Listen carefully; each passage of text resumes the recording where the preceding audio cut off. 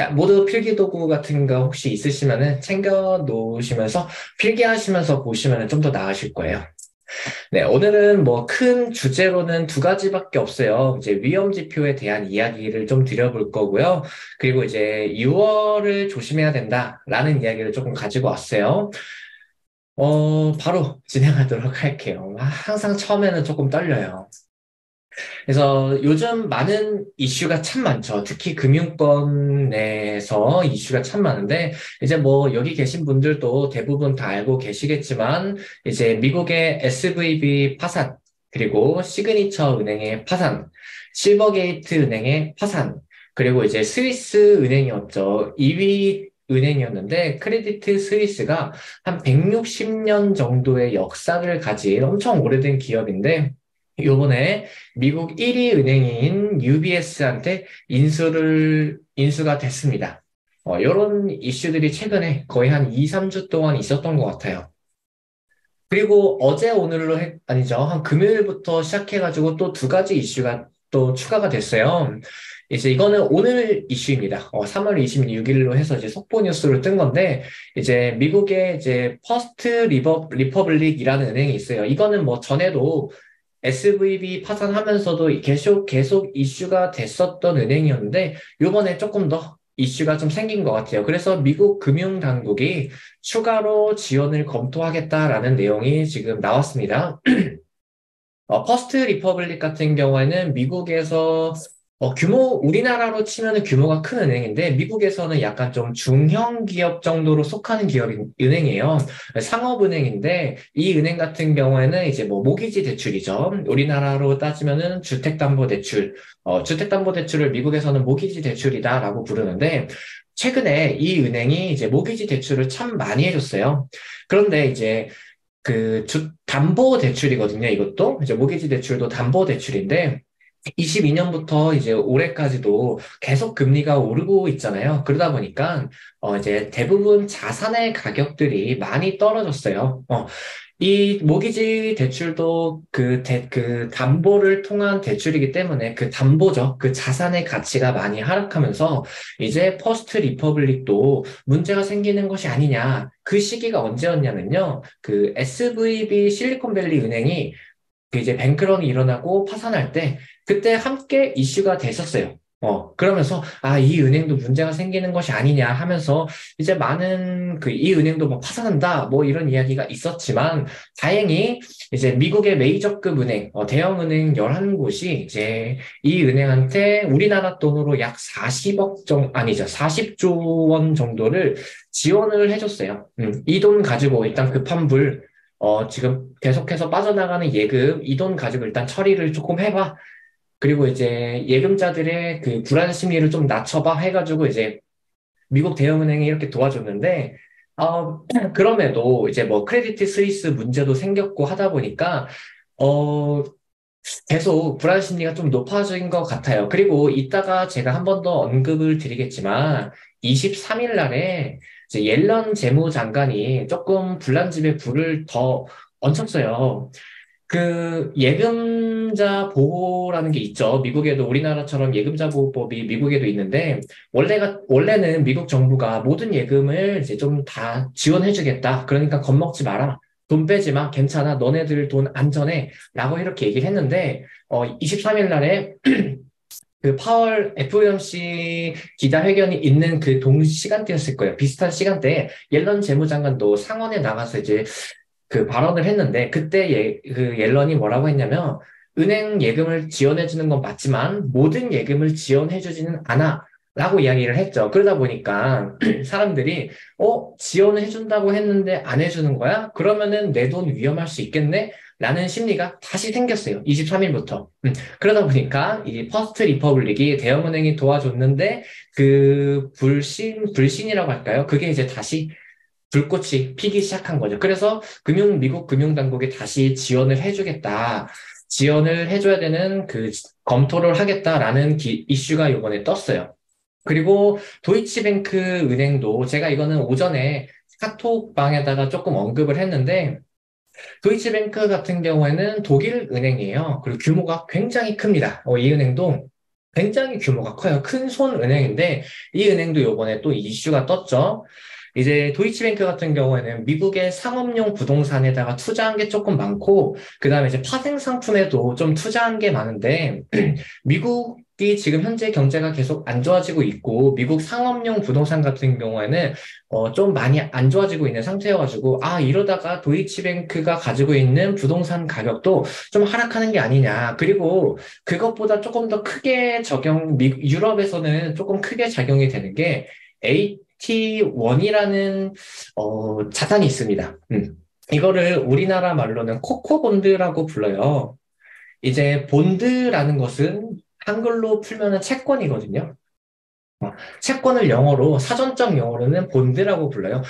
보통 뭐 금융권에서는 뭐 채권을 픽스드 인컴이라 부르지만 사전 영어로 가져보면은 채권이 본드예요. 그래서 이 코코본드라는 게 무엇이냐면요.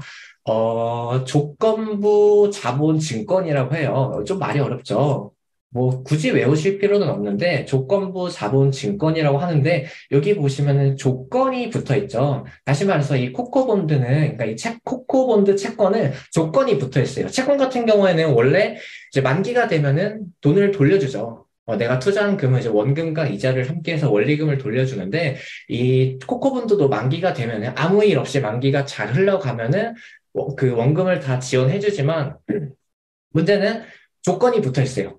조건이 뭐냐? 우리 은행이 뭐 재정적인 문제로 악화가 됐을 경우 너의 돈은 돌려주지 않을 거야.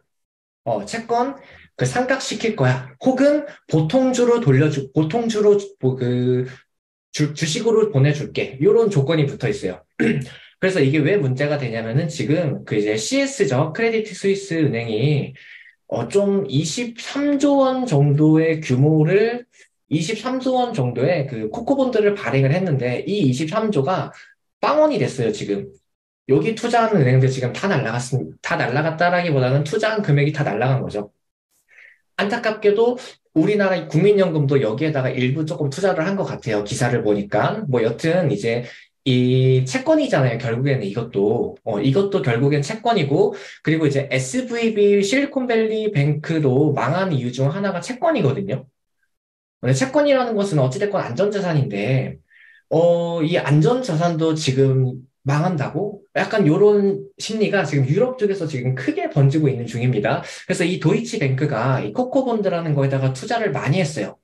그래서, 이 도이치뱅크, 미국 부동산 가격도 이제 하락할 거고, 이제 코코본드도 들고 있으면 문제가 생기는 것이 아니냐. 이러한 그런 소문이 급속도로 퍼지면서 도이치뱅크가 파산한다. 약간 요런 이슈가 지금 나오고 있는데, 근데 뭐 파산이 일어나지는 않을 것 같아요. 규모가 엄청 큰 은행이어가지고 일단은 이 도이치뱅크에 대해서 유럽중앙은행은 이제 ECB죠. 유럽중앙은행은 이제 혹여나 문제가 생겼을 경우 유럽 쪽에 있는 은행들이 문제가 생겼을 경우 적극적으로 유동성을 지원하겠다.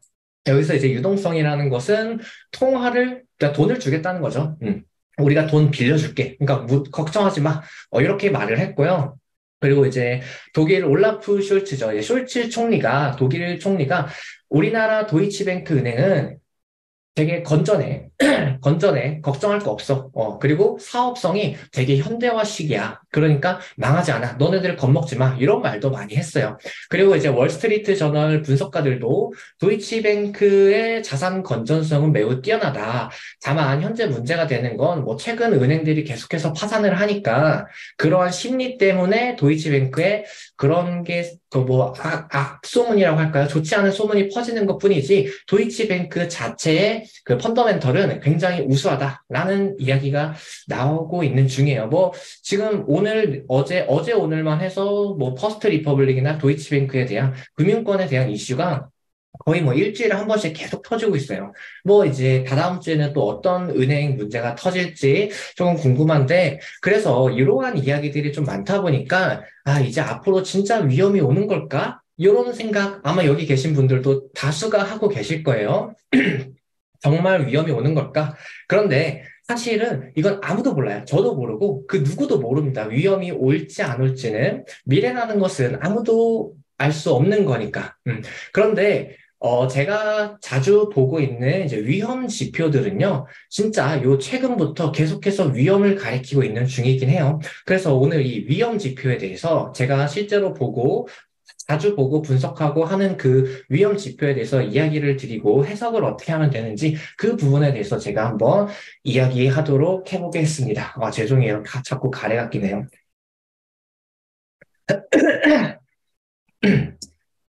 자, 세 가지 지표는요. 기준금리, 장단기금리, 하이힐드 스프레드예요. 이거 하이힐드가 빠졌네요. 드가. 하이힐드 스프레드인데 아마 아시는 분들도 아실 거고 모르시는 분들도 계실 거예요. 그래서 이걸 어떻게 보면 되는지 그 이야기에 대해 한번 말씀드려볼게요. 자, 일단은 기준금리에 대해서 말씀을 드리면요. 이제 이렇게 생각하시는 분들도 있을 거예요. 아니, 뭐, 기준금리가 왜 위험 지표냐라고 생각하시는 분들도 계실 텐데, 이 기준금리라는 건요, 경제를 보여주는 지표예요, 사실. 이제 통상적으로 이제 기준금리가 상승하는 시기는요, 경제가 좋은 시기예요. 그리고 반대로 기준금리가 하락하는 시기는요, 경제가 안 좋은 시기입니다.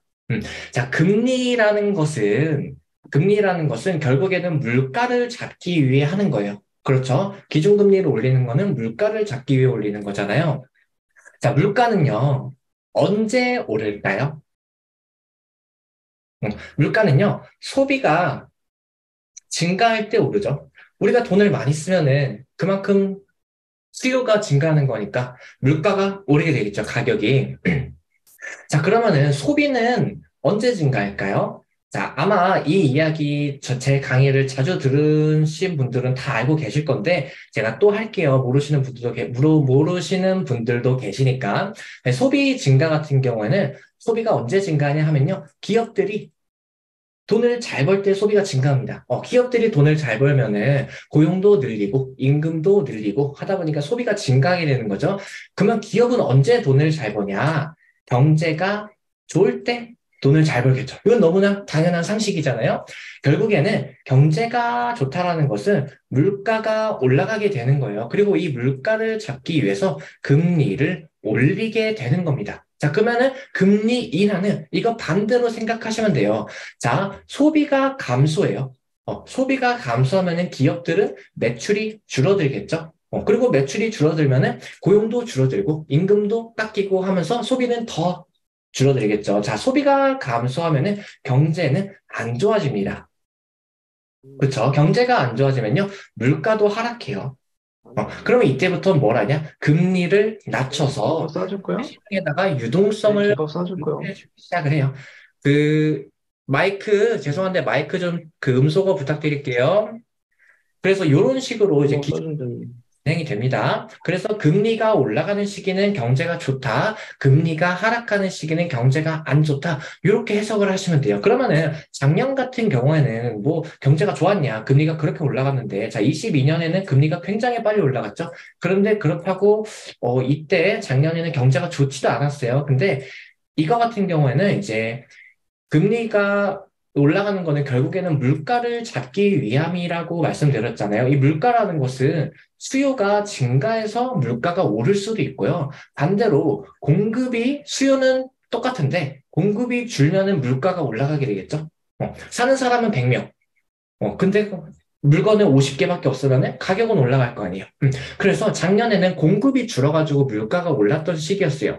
그래서 작년 같은 그 공급이 줄어서 물가가 올라가는 이런 시기에는 증시에 도움이 안 됩니다. 근데 반대로 수요가 증가해서 물가가 올라가는 시기는 증시에 도움이 돼요. 요거는 그냥 뭐 참고사항으로 알아두시면 되는데 여튼 금리가 올라가는 시기는 경제가 좋다. 금리가 하락하는 시기는 경제가 안 좋다. 이것만 일단 외워두시면 됩니다. 자, 이 화면에 보이는 이 표가 미국의 기준금리 표예요. 미국의 기준금리 표인데, 자, 보시면 여기서 회색깔 음영친 구간들 보이시죠? 이렇게 제가 빨간 색깔로 칠한 구간들이 경기 침체가 왔었던 구간들이었어요. 자, 1990년도에는 SNL 사태라고 해가지고 저축 대부도 조합 사태라는 게 발생했었고요. 2000년도에는 닷컴 버블과 9.11 테러가 있었고, 2008년도에는 뭐 다들 아시는 것처럼 금융위기가 있었고요. 2020년도에는 코로나 팬데믹 사태가 있었죠. 여기서 공통점이 있어요. 금리가 이렇게 올라가고 이렇게 다 금리가 올라가고 나서 항상 경기 침체가 찾아왔다. 그리고 그 금리가 올라가는 속도는 생각보다 빠르고 높았을 때 경기 침체가 찾아왔고요. 그리고 또 하나 공통점을 보면은 이렇게 경기 침체가 시작되기 바로 전에 금리가 하락하더라. 보이시죠? 경기 침체가 시작하기 바로 전에 금리는 하락했다. 다시 말해서 금리가 하락한다라는 것은 제가 앞서 말씀드렸죠. 경기가 좋지 않다. 경기가 좋지 않기 때문에 금리를 낮춰서 경기를 부양하는 거다. 이 배경이 항상 깔려 있어요. 금리 인하는. 그래서 금리가 인하되는 시기는요. 경기가 좋지 않고 경기 침체가 올 확률이 굉장히 높다. 이렇게 볼 수가 있어요. 그런데 뭐 다행인지 아닌지는 모르겠어요. 아직까지는요, 금리가 계속해서 오르는 중이긴 해요. 지난주에 FOMC 발표가 있을 때도 25bp 인상을 했죠. 0.25%포인트 금리 인상을 했어요. 그리고 이제 패드 파월 같은 경우에는 이제 올해 금리 인하는 없다라고 이야기를 했고요. 그리고 이제 3월, 6월, 9월, 12월마다 3, 6, 9, 12월마다 FOMC를 진행하면은 점도표라는 거를 같이 발표를 하는데 그 점도표는 뭐냐면요. 이렇게 막 점들을 찍어요. 패드 위원들이, 연준 위원들이 이렇게 점을 이렇게 찍으면서 익명으로 하거든요. 익명으로 나는 금리를 요만큼 올렸으면 좋겠어. 약간 그거를 이제 점도표라고 하는데, 그 대부분의 위원들이 5.1%를 가리키고 있어요. 이거는 뭐 5.1%까, 뭐 금리를 한 번 더 올린다라는 거거든요. 뭐 확실하진 않지만 대부분의 위원들은 올해 금리 인상이 한 번 더 있어야 돼. 라고 이야기는 하고, 그리고 금리 인하는 없고, 금리 동결로 올해는 유지할 거야. 라고 지금 올해 3월까지는 그렇게 이야기를 했어요. 그런데 이제 화면에 보이시는 표는 이제 CME 패드워치라고 해가지고, 이제 시카고 금리 선물 거래소에서 보여주는 금리 선물표예요. 그러니까 이제 투자자들이, 선물 투자하는 사람들이 향후 연준이 금리를 올릴 것이다. 혹은 떨어뜨릴 것이다. 혹은 동결할 것이다. 그리고 올리면 얼만큼 올리고 하락하면 얼만큼 하락할 것이다. 여기에다가 투자를 하는 거거든요. 선물 투자가 미래를 보고 투자하는 거잖아요. 그래서 그 선물 투자하는 사람들의 이제 그 전망을 보니까 5월에서 6월까지는 미국이 금리를 5%까지만 유지하고 현재가 5%잖아요. 그러니까 금리 인상은 안 하고 더 이상의 금리 인상은 없고 7월 달부터 금리를 낮출 거야. 라고 지금 전망을 하고 있어요. 물론 이 지표는 정확한 건 아니고 그때 돼서 시간이 지나서 또 무슨 이슈들이 터지면 또 충분히 바뀔 수는 있어요. 이게 이 3월 달 초까지만 해도요. 7%까지 나왔었어요. 금리가. 요게 지금 5.25%까지 나오잖아요. 이게 7%까지 나왔었어요. 2, 3주 전까지만 해도. 그런데 이게 확 줄어들고 이제 5.25%까지 줄어들었다라는 것은 그만큼 변동이 조금 있다. 그런 뜻이거든요. 여튼 이게 생각보다 그래도 전망이 생각보다 잘 맞습니다. 뭐 7월 달에 금리 인하가 된다라는 거는 확실하진 않지만 올해 안에 금리가 인하될 가능성은 높다고 저희가 좀 해석을 해볼 수가 있어요. 그리고 저는 개인적으로 이것보다 이제 이 지표는 제가 다시 한번 말씀드릴게요. CME 패드 워치라고 합니다. 자, 이거는요, 그냥 구글 검색창에다가 CME 패드워치라고 치면은 바로 떠요, 이 사이트가. 외국 사이트고요. 바로 뜹니다. 그래서 이것보다 제가 조금 더 신뢰하는 지표는요, 미국의 2년물 국채 금리예요. 미국의 2년물 국채 금리는요, 단기 금리입니다. 단기 금리가 2023년 2월 달부터 쭈루룩 오르다가 3월, 잘 안 보이시죠? 이게 3월이거든요. 이 3월을 기점으로 다시 하락하기 시작했어요. 제가 이걸 왜 보여드리냐면은, 자, 여기 화면에 보이시는 파란 색깔 선 보이시죠? 파란 색깔 선은 미국의 기준금리입니다.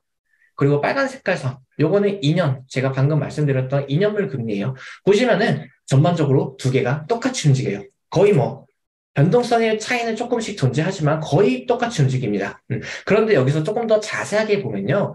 그 빨간 색깔 표가 2년물 금리라고 말씀드렸죠. 2년물 국채 금리가 더 먼저 움직입니다. 기준금리보다. 여기 보시면은 이제 기준 2년물 국채 금리가 오르고 나서 기준금리가 오르고, 그리고 뭐 떨어지고 나서 기준금리가 떨어지고, 여기도 먼저 오르고, 그 다음에 기준금리 오르고, 떨어지고, 기준금리 떨어지죠. 그래서 2년물 국채 금리는 미국의 기준금리하고 거의 뭐 똑같이 움직이지만 살짝 선행해서 움직인다라는 특징이 존재해요. 진짜 꿀팁이죠. 그래서 우리가 좀 기준금리의 방향을 보고 싶을 때 추세적인 겁니다. 하루 이틀 등하락이 아니에요. 추세적인 2년물 금리를 추세적으로 이렇게 쫙 보면요. 앞으로 기준금리가 떨어지겠구나, 하락하겠구나를 조금 예측해 볼 수가 있어요. 자, 여기 보시면은 아까 전에 기준금리는 계속 올라가고 있었죠? 그런데 2년물 국채 금리는요, 하락했어요. 자, 3월 달이 아니라, 지난주에 이제 FOMC 회의가 하면서 미국 기준금리는 0.25% 금리가 올라갔는데, 그리고 파월은 금리를 더 올릴 것이다. 그 금리 인하는 오래 없다라고 이야기를 했지만, 현재 시장에서 보는 시장 투자자들, 뭐 시장 참여자들은요, 올해 어쩔 수 없이 미국은 금리를 인하할 거야. 그게 언제가 될지 모르지만 금리를 인하할 거야. 이렇게 지금 그렇게 전망을 하고 있다라는 거죠. 그래서 CME 패드워치에서 보여준 것처럼 7월 달에 금리가 인하될 수도 있고 안 될 수도 있지만 올해 안으로는 금리가 인하될 가능성이 굉장히 높다라고 저희가 조금 판단을 해볼 수 있겠죠.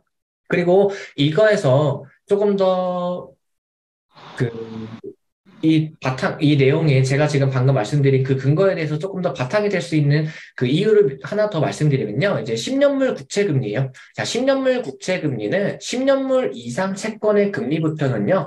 장기금리라고 불러요. 자, 미국의 장기금리는요. 자, 2년물 단기금리는 기준금리하고 동행해서 움직인다. 약간 선행하지만 이런 특징이 있고 장기금리는요.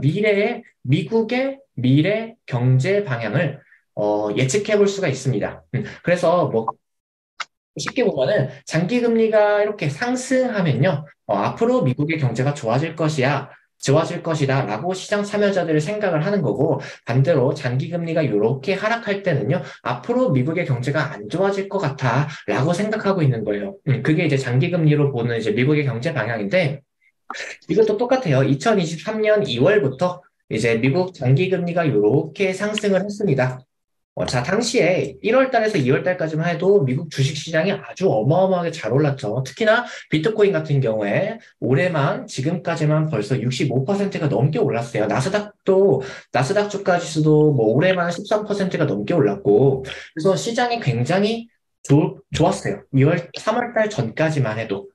그때까지만 해도 시장이 굉장히 좋아서, 이제 경기 침체는 없을 수도 있고, 연착륙이 가능할 수도 있겠구나. 라는 전망이 우세했던 시기였어요. 여기까지는. 그런데 3월을 딱 찍고 나서 그 뒤로 금리가 급격하게 하락하기 시작하죠. 그 말은 뭐냐? 앞으로, 이제 3월 달부터 이제 시장 참여자들이 어떻게 생각하냐면요. 이제 미국의 경제가 안 좋아질 것 같아. 왠지 그런 느낌이 들어. 라고 이제 생각을 바꾸게 된 거죠. 그래서 장기 금리가 이렇게 하락한다는 것은 앞으로 미국의 경제가 안 좋아질 것이다 라고 전망을 하는 거고, 자, 그리고 그리고 이제 기준금리는 경제가 안 좋을 때 하락한다라고 말씀드렸죠, 초반에. 그래서 이제 장기 금리가 미리 보여주는 거예요. 미리 앞으로 그 마이크 키신 분, 그 마이크 음소거 좀 부탁드릴게요. 그래서 이제 미국의 장기 금리는 미리 그거를 보여줬어요. 앞으로 미국의 경제가 안 좋아질 것 같아. 경제가 안 좋아지면 기준금리가 하락할 가능성이 높아지는 거잖아요. 그리고 기준금리를 선행해서 보여주는 게 2년물 단기 국채 금리이고, 그래서 현재 장기 금리가 하락하고 그 다음에 단기 금리가 하락하면서 그리고 나서 조만간에 기준금리가 하락할 가능성이 굉장히 높아진 상태이다. 그래서 뭐 이거는 그냥 교과서적인 내용입니다. 이것도 뭐 필기 가능하시면 하면 좋은데 금리에는 크게 세 가지로 장기금리, 단기금리, 기준금리 이렇게 크게 한번 세 가지로 보시고 나서 이 순서는요.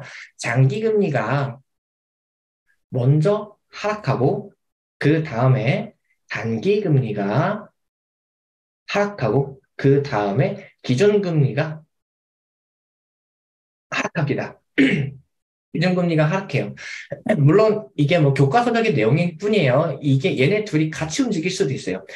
그러나 결국에는 기준금리는 가장 마지막에 하락한다. 요거가 조금 포인트겠죠. 그리고 반대로 이제 기준금리가 하락하고 난 뒤에는 장기금리가 올라가고, 그 다음에 단기금리가 올라가고, 그 다음에 기준금리가 올라간다. 이 순서대로 조금 봐주시면 좋을 것 같아요. 그래서 현재는 장기금리가 하락한 상태고, 그리고 단기금리도 하락하는 중이니까, 이제 기준금리가 하락할 가능성도 굉장히 높다. 자, 그리고 기준금리가 하락하면은 경기가 안 좋아질 확률이 높다라고 말씀드렸죠. 자, 다시 한번 보여드릴게요. 이 파란 색깔 지표는 미국의 기준금리이고요. 빨간 색깔 지표는 나스닥 주가 지수입니다. 보시면은 자, 회색깔 음영친 구간들은 경기 침체가 있었던 구간들이었어요. 자, 금리가 하락할 때 나스닥도 하락하죠.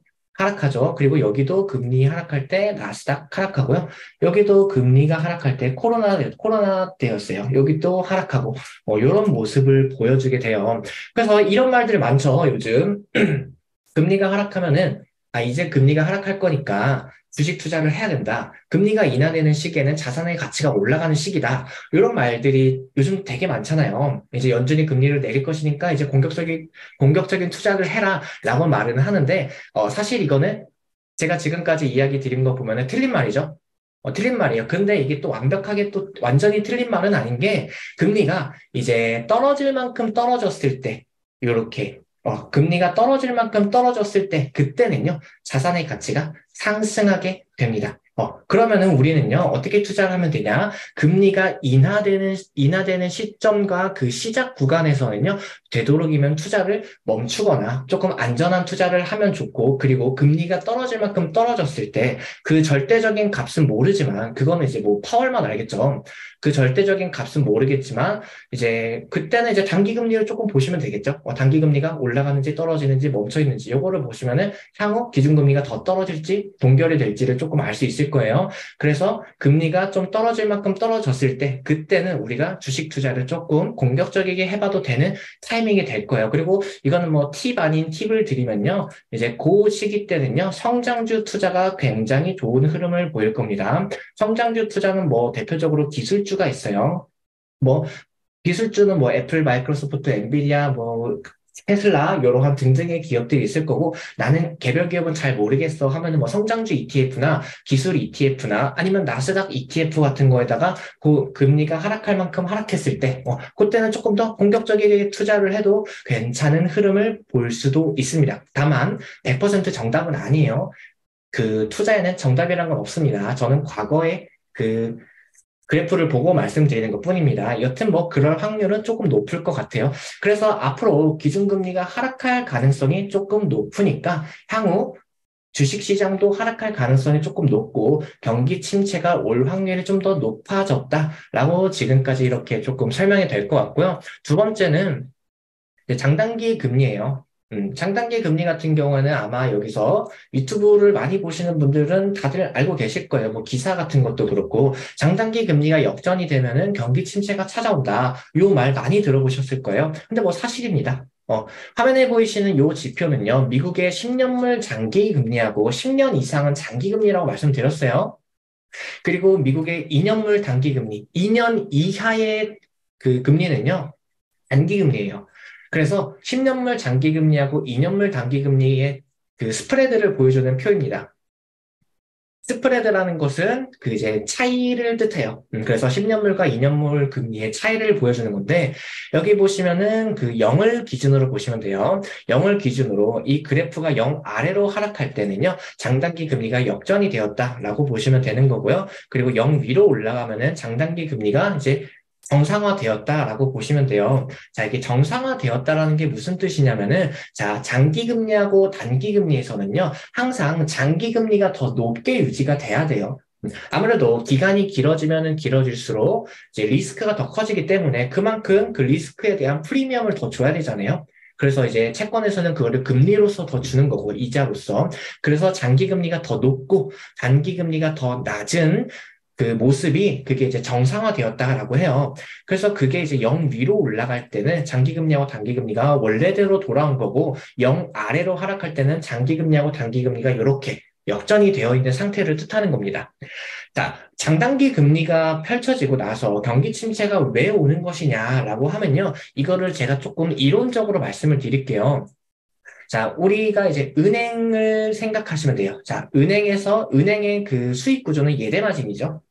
예금금리와 대출금리의 차이로 수익을 얻는 게 은행입니다. 자, 예금 같은 경우에는 1년짜리고, 보통 대출은 뭐 10년 이상 장기죠. 보통 뭐 주택담보대출이 대다수니까 30년 정도 되겠죠. 대출 금리라고 하면은. 그래서 이제 그리고 예금 금리는 우리는 잘 알죠. 예금 금리는 굉장히 적다. 대출 금리는 굉장히 높다. 이거는 우리가 아주 잘 알고 있어요. 그래서 이 차이로 예금 금리는 낮고 대출 금리는 높으니까 이 차이로 수익을 얻는 게 은행이고 이거를 예대 마진이라고 해요. 자, 아까 전에 단기 금리가 있었고 장기 금리가 있었죠. 그래서 이거를 좀 보면은 은행은요, 단기 금리가 낮은 상태고 장기 금리가 높을 때 이때 수익을 얻을 수 있는 거예요.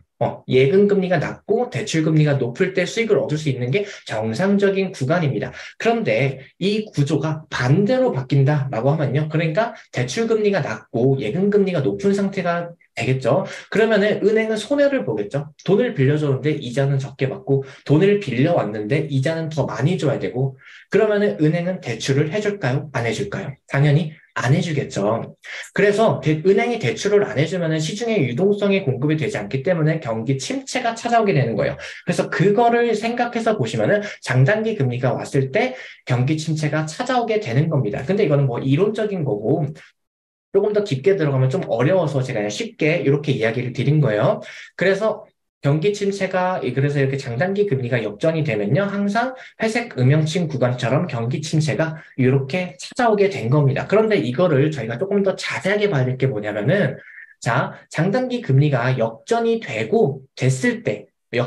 상태에서 경기 침체가 찾아오지 않아요. 이 상태에서 정상화되었을 때, 그러니까 역전이 돼서 0 아래로 하락하고 0 위로 올라간 그 뒤에 경기 침체가 찾아옵니다. 보이시죠? 요 그래프 보시면 다 보이실 텐데, 자, 그러면은 우리는 조심해야 되는 시기가 그 장단기 금리가 정상화되는 시기를 조심하면 되겠죠? 가장 오른쪽을 보면요. 아직은 장단기 금리가 역전되어 있는 상태이긴 한데 최근부터 이 녀석이 정상화되고 있어요. 다시 0 위로 올라오려고 노력을 하고 있는 중입니다. 그러면은 얘가 이제 0으로 이렇게 톡 찍게 되면은 그 뒤에는 우리가 경기 침체가 올 확률이 굉장히 높아지는 거예요. 자, 그래도 그나마 조금 안심이라고 해야 될까요? 그나마 조금 다행인 게 자, 이 표는 미국의 10년물 장기금리에서 3개월물 단기금리를 보여주는 거예요. 자, 아까 전에는 2년물이었죠? 근데 이번에는 3개월물입니다. 이 10년물, 3개월물 장단기 금리 역전도 이렇게 발생하고 나서 정상화되었을 때 경기 침체가 찾아온 건 똑같아요.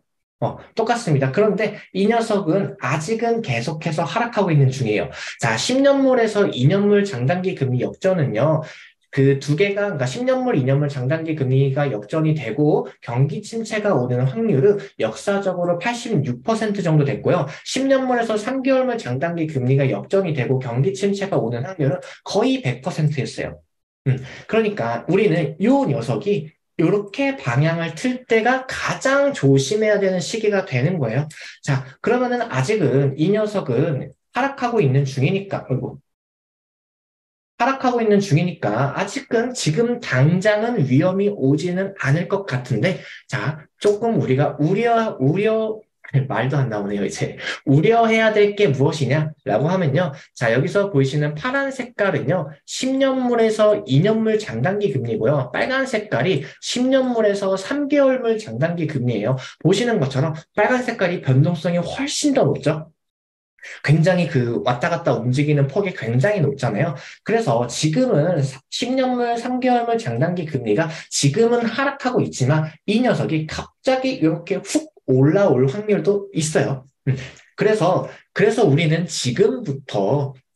지금이라도 조금 조심해야 되지 않을까. 조금 더 다가올 경기 침체나 경제 위기를 좀 대응할 수 있는 투자나 혹은 안전자산 투자나 혹은 현금을 보유한다거나 이러한 전략을 펼치는 시기가 지금이지 않을까. 이런 생각이 듭니다. 그리고 마지막으로 이제 하이힐드 스프레드라고 있어요. 자, 하이힐드 스프레드는 뭐냐면요. 고위험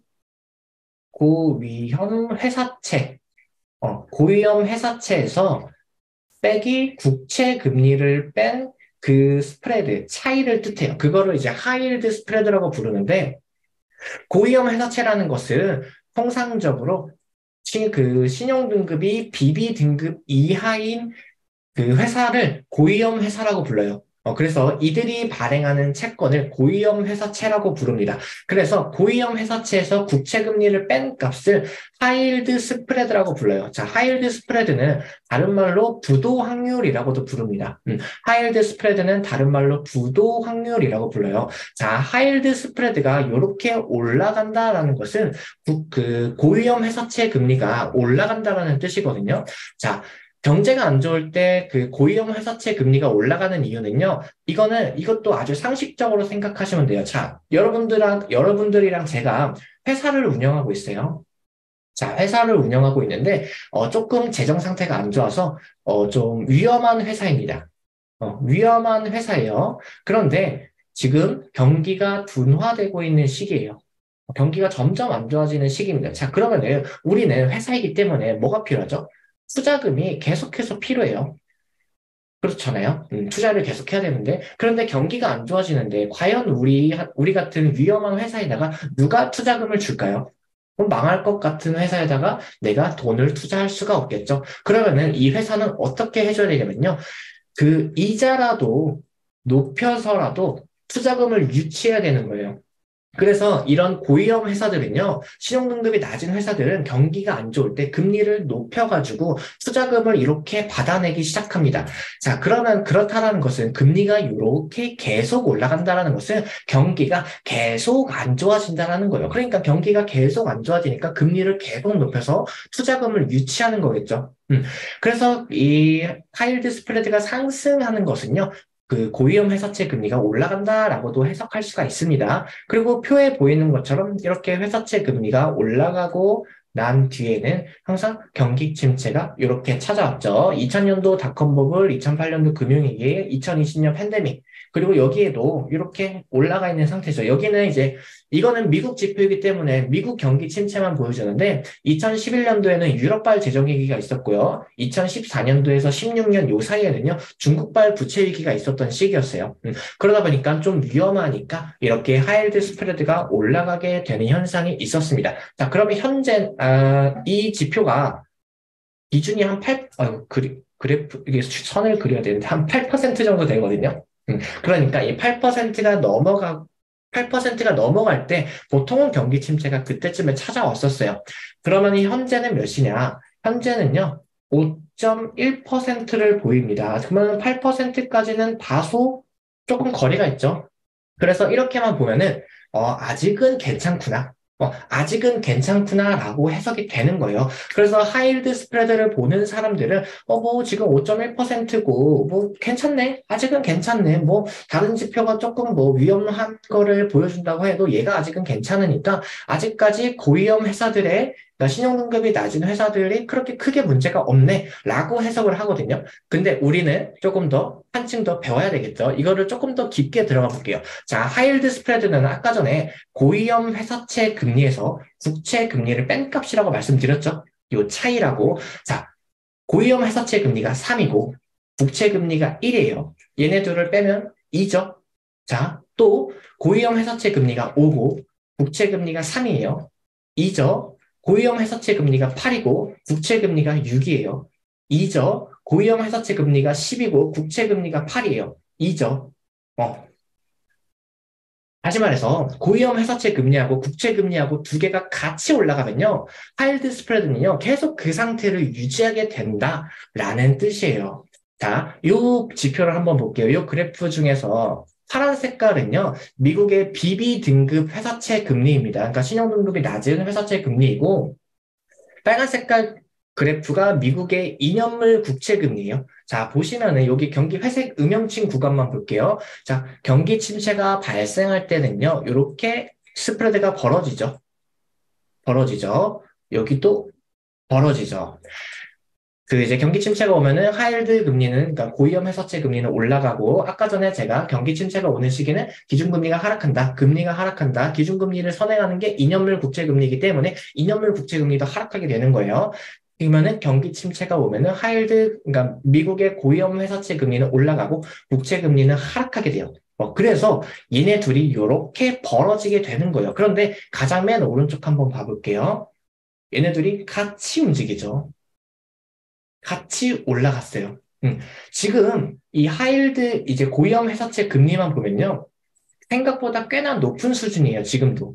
그런데 국채 금리가 함께 올라주었기 때문에 얘네들이 벌어지지 않아서 아직까지도 5%대라는 안정적인 수치를 보여주고 있는 것 뿐입니다. 아까 전에 제가 말씀드렸죠. 하이힐드가 고위험 회사채 금리가 3, 국채 금리가 1, 2, 5, 3, 2, 그리고 뭐 고위험 회사채 금리가 10, 국채 금리가 8, 2, 이렇게 같이 올라가면 항상 수치가 똑같아진다는 거죠. 그래서 최근에 국채 금리도 많이 올랐기 때문에 하이힐드 스프레드가 벌어지지 않았다라는 겁니다. 그래서 이거를 조금 더 우리가 그러면은 조금 조심해야 되는 시기가 맞겠죠. 왜냐면은 국채 금리는 이제 하락할 가능성이 굉장히 높은 시기이고 하이힐드 금리는 더 올라갈 수 있고 지금도 높은 수준이에요. 지금도 높은 수준입니다. 이거를 제가 21년부터 23년까지 조금 더 이제 조금 짧게 가져왔는데 보시면은 여기 부분만 보시면 돼요. 국채 금리는요 하락하고요.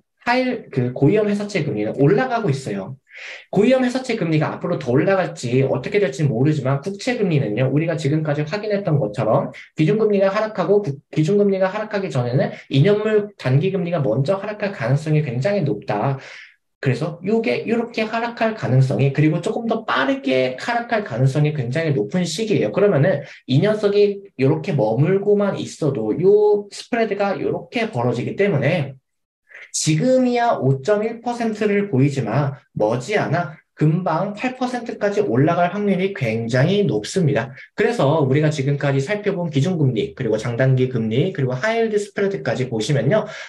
이제 지금은 우리가 조금 긍정적으로 바라볼 시기는 아니다라는 걸 좀 보여주고 있어요. 이 지표들이. 다소 어려운 내용일 수는 있겠지만, 그리고 시간이 없어서 제가 좀 빠르게 말한 부분들도 있는데, 그래서 이거 어차피 유튜브로 제가 올려드릴 거니까 반복적인 학습을 하시면 됩니다. 그리고 모르는 게 있으면 질문을 주셔도 되고요. 그래서 지금까지 이렇게 세 가지 지표를 보니까 앞으로 위험이 올 가능성이 굉장히 커진 상태입니다. 그리고 제가 앞서 6월을 조심해야 된다라고 말씀드렸잖아요. 여기에 대해서 제가 또 한번 이야기를 드려볼게요. 자, 이 화면에 보시는 그래프는요, 그 패드의 대차대조표라고 해요. 그러니까 연준의 자산입니다. 쉽게 말해서. 연준의 자산이고, 연준은 달러를 찍어내는 것이잖아요. 그래서 연준은 달러가 자산으로 잡히지가 않아요. 연준이 자산으로 잡히는 거는 채권입니다. 이게 뭐 국채가 될 수도 있고, 뭐 회사채가 될 수도 있고, 뭐 MBS라고 해가지고 주택 저당 증권이라고 있는데, 뭐 이런 것들이 채권으로 잡혀요. 그래서 연준의 자산은 채권으로 이루어져 있습니다. 그래서 연준의 자산이 이렇게 증가한다는 것은 채권의 보유량이 증가한다라는 거고 반대로 이렇게 하락하는 것은 연준이 보유한 채권의 보유량이 이렇게 감소한다라는 뜻이에요. 그래서 다시 한번 정리하면은 연준의 자산이 증가한다, 채권의 보유량이 증가한다. 그럼 연준은 어떻게 채권을 늘릴 수 있냐 하면은 대표적인 게 양적 완화죠. 양적 완화라는 게 연준이 시중에 있는 채권을 이렇게 사줘가지고 달러를 공급해주는 거를 양적 완화라고 부르잖아요. 그러면 연준은 결국엔 이 채권을 보유하게 되는 거니까 양적 완화를 통해서 연준의 자산이 증가하게 됩니다. 그리고 뭐 양적 완화 말고도 뭐 레포라는 것도 있고요. BFTP, 뭐 DW라고 해서 이거는 뭐 이제 디스카운트 윈도우라고 부르는데 뭐 이러한 것들이 있고요. 그 다음에 반대도 있겠죠. 연준의 자산이 감소하는 시기는 똑같이 채권의 보유량이 감소하는 시기입니다. 채권의 보유량을 어떻게 감소하냐?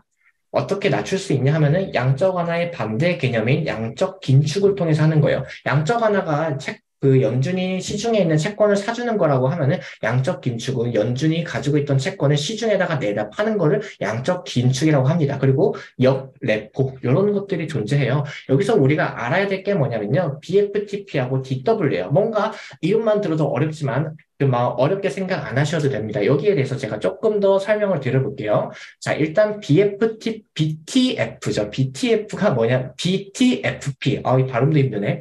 BTFP가 뭐냐면요. 연준이 은행들이 가지고 있는 채권을 담보로 대출을 해주는 거예요. 보통은 상환 기간이 1년에서 2년 정도 되고, 뭐, 때에 따라서 2년 이상이 될 수도 있지만, 지금 연준이 BTFP라는 제도를 지금 하고 있는데, 이거를 지금은 1년으로 하고 있습니다.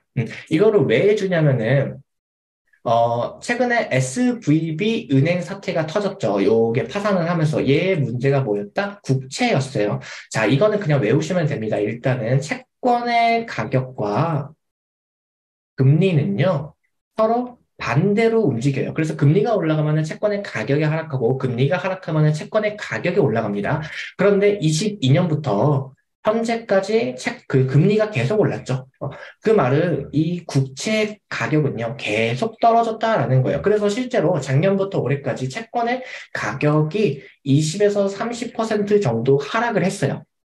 근데 이 SVB, 실리콘밸리 은행이 가지고 있던 그 자산의 반 이상이 50% 이상이 다 국채로 이루어져 있었거든요. 그러면은 이 은행이 이제 뭐 예금을 이렇게 찾으러 사람들이 뱅크런을 하면은 이걸 국채를 팔아가지고 그 돈을 메꿔줘야 되는데 국채 가격이 20에서 30%가 하락이 되니까 국채를 팔면 계속 손해를 보게 되는 거예요. 그것 때문에 이제 이 실리콘밸리 뱅크가 실리콘밸리 은행이 이제 망하게 된 건데, 그러면은 지금도 채권 가격이 많이 하락했으니까 연준이 이걸 어떻게 해주냐? 아, 좋아. 지금의 채권 가격으로 담보로 안 받을게. 액면가로 받을게. 이게 무슨 말이냐면요. 예를 들어서 여러분이 10억짜리 집을 샀습니다. 그런데 가격이 6억으로 떨어진 거예요. 근데 우리는 지금 돈이 필요해서 대출을 받아야 되고, 이 집을 담보로 대출을 받아야 돼가지고 은행에 갔더니, 은행은 담보대출이잖아요.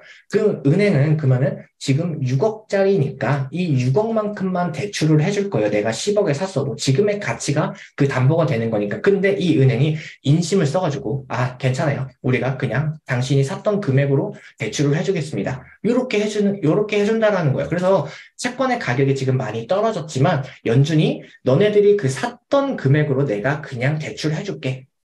가 되는 겁니다. 그게 BTFP라고 불러요. 다만 너무 좋은 제도잖아요. 너무 좋잖아요. 은행의 입장에서는 와, 나는 지금 20, 30% 손실 봤는데 그거를 너네들이 메꿔주겠다고 너무 감사해. 땡큐가 되는 거예요. 그런데 여기에서 가장 큰 단점이 뭐냐면요. 대출이죠. 거기에는 이자가 있겠죠. 금리가 굉장히 높아요. 금리가 굉장히 높습니다. 그래서 이 은행의 입장에서 이거를 BTFP를 하면요. 손실을 얻게 돼요. 그래서 되도록이면은 연준은 그거를 뭐 착한 척 하는 것 같다라는 생각이 들어요. 어찌됐건 이게 뭐 좋은 제도일 수 있지만 너네들이 정 급할 때 이거를 써라. 웬만하면 쓰지 마. 이렇게 되는 거예요. 그래서 은행들은요, 현재 은행들은 BTFP를 잘 안 하고 있어요. 뭘 하고 있냐? 디스카운트 윈도우라는 걸 하고 있어요. 이거를 뭐 한국말로 재할인 창구라고 부르는데, 그냥 뭐 쉽게 초단기 대출입니다. 이것도 담보 대출이에요. 이거는 기간이 91일입니다. 그 3개월인 거죠. 담보 대출 기간이. 현재 그 미국의 중소형 은행들이 문제니까 중소형 은행들이 이제 디스카운트 윈도우를 통해서 초단기 대출로 돈을 계속해서 빌리고 있는 중이에요. 90일짜리로. 자, 근데 이거는 안 좋은 게 뭐냐면은 은행의 신뢰도가 조금 감소하겠죠. 이제 예금자들이나 투자자들이 봤을 때, 뭐야, 너네들 그렇게 돈이 없어? 좀, 좀 그런데? 이렇게 되는 거야. 그래서 이 디스카운트 윈도우를 하면요, 투자자들이나 예금자들이 은행에 대한 신뢰도가 떨어지긴 하지만 지금 은행들은 그런 거 신경 쓸 겨를이 없어요. 일단 급한 불부터 꺼야 되니까. 그래서 최근에 제가 이것도 지난번에 그 단톡에다가 한번 말씀드린 적이 있었는데, 연준의 자산이 감소하다가 최근에 다시 올라갔어요. 라고 이야기했던 적이 있었거든요. 그래서 제가, 이거 돈이 조금 많이 풀려가지고 물가가 다시 오르지 않을까 싶습니다. 라고 이야기했는데, 물가는 안 올라갈 것 같아요. 그때는 제가 여기까지는 몰랐었는데, 보니까 제가 91일 대출이잖아요. 3개월 안에 돈을 갚아야 되기 때문에 이 3개월 동안 그 돈들이 시중으로 빠지진 않습니다. 그래서 물가는 안 올라갈 것 같지만 문제가 뭐냐면요. 과연 3개월 안에 이 은행들이 돈을 갚을 수 있을까가 문제인 거예요. 지금도 돈 없어가지고 그렇게 돈을 빌리고 있는데 3개월 안에 돈을 갚을 수 있을까? 자, 3개월 한번 볼게요. 지난주부터 시작을 했으니까 3월 달부터 시작했으니까 3개월이면 6월이거든요. 6월 한번 중순에서 말쯤 될 텐데 6월 중순에서 말까지 이 중소형 은행들이 연준한테 돈을 갚을 수 있을까? 이게 되는 겁니다. 자, 만약에 돈을 못 갚으면은 채권이 담보로 잡혀있기 때문에 그 담보는 다 뺏기게 되는 거고 이제 파산만 남게 되겠죠. 그 은행들은. 그러면 이거를 막기 위해서 어떻게 하면 좋냐라고 하면요. 이때부터는 정부가 중요해요. 미국의 정부가 중요합니다. 참고로 이제 미국의 그 중소형 은행들이 디스카운트 윈도우를 통해서 대출을 받을 금액이 얼마가 되냐. 2008년도에는 요만큼이었는데 현재는 그때보다 훨씬 더 높은 수준이죠. 그리고 아직 위기라는 게 퍼지지도 않은 상태인데 이렇게 증가했습니다. 이게 앞으로 더 올라갈 가능성도 굉장히 높은 시기입니다. 자, 그러면은 제가 앞서 정부가 잘해야 돼요. 라고 말씀을 드렸잖아요. 자, 이게 조금 안타까운데, 옐런이 아까 전에 제가 초반에 말씀드렸죠. 23일 날에 옐런 재무장관이 나와가지고 상원에서 이제 발표를 했는데, 은행들이 문제가 생겼을 때 우리는 예금 추가 보증을 할 준비가 되어 있다.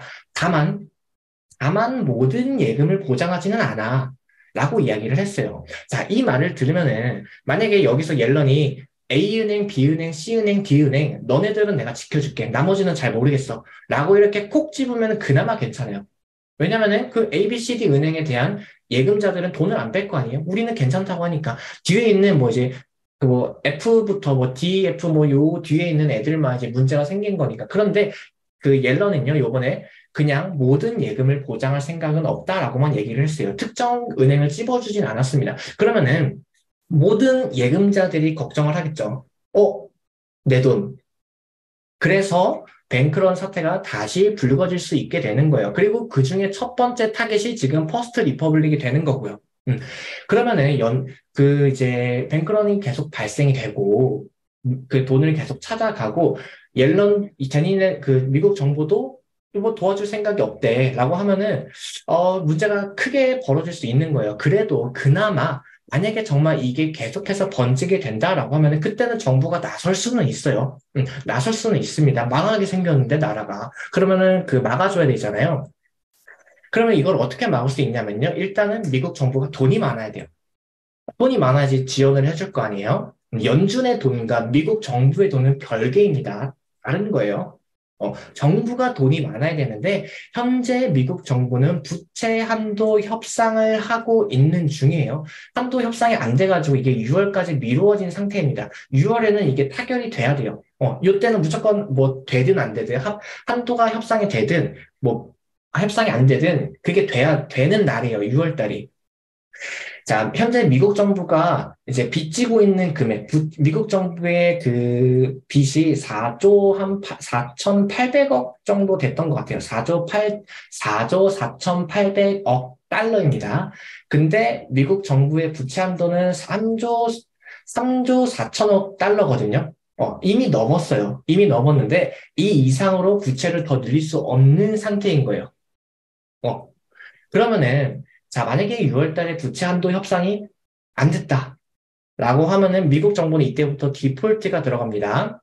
그러면은 만약에 이제 제가 앞서 중소형 은행들이 6월 달까지 돈을 갚아야 되는데 돈을 못 갚게 되면은 정부가 도와줘야 되는데 정부가 만약에 이때 부채 한도 협상이 안 되면은 돈을 빌려줄 수가 없어요. 은행들을 지원을 해줄 수가 없습니다. 그러면은 은행들은 어쩔 수 없이 줄도산 파산이 이루어질 수밖에 없는 상황이 발생할 수가 있게 되는 거예요. 그래서 제가 6월을 좀 더 조심해야 될 것 같아요. 라고 이야기를 드렸고, 지난번에 2023년 뭐 경제 전망이라고 이제 무료 강의를 한 번 더 했었을 때도 제가 그때도 일본이랑 뭐 그 누구죠? 중국 그리고 신흥국들을 대상으로 했을 때도 6월이 문제가 될 것 같아요 라고 이야기를 했는데 요번에도 요 사건들로 인해서 6월이 또 이렇게 또 겹쳐버렸어요. 그리고 제가 한 번 더 재밌는 거를 보여드리면요. 아까 전에 장단기 금리 역전이게 한번 말씀드렸잖아요. 10년물 장기 금리에서 2년물 단기 금리가 역전 그리고 밑에 거는 10년물에서 3개월물이거든요.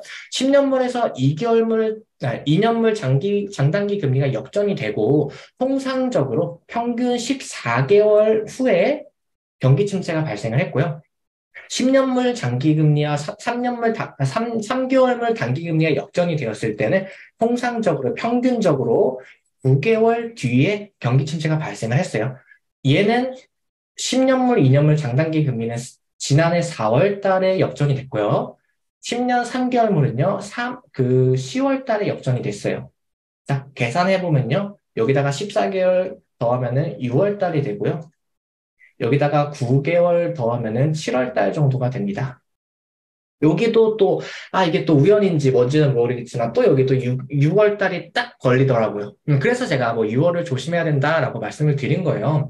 근데 뭐 6월이 진짜 될지 안 될지는 그건 아무도 몰라요. 6월보다 더 빠를 수도 있고, 6월이 될 수도 있고, 6월 이후가 될 수도 있고, 그냥 아무런 문제가 없을 수도 있습니다.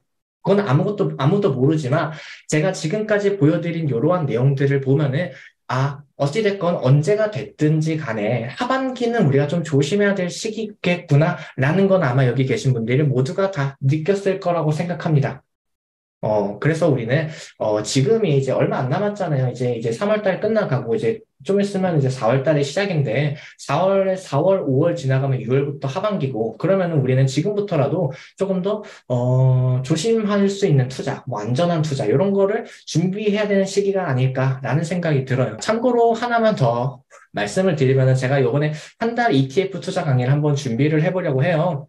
그래서 뭐 1주차에서 4주차까지 진행을 하면서 ETF 기초 내용, 뭐 ETF 분석 방법, 나만의 ETF 포트폴리오 만드는 방법, 그리고 ETF로 연금 준비하는 방법, 그리고 뭐 특별 강의해가지고 채권에 대한 이야기를 조금 드리면서 이 투자 강의를 한번 모집해 보려고 합니다.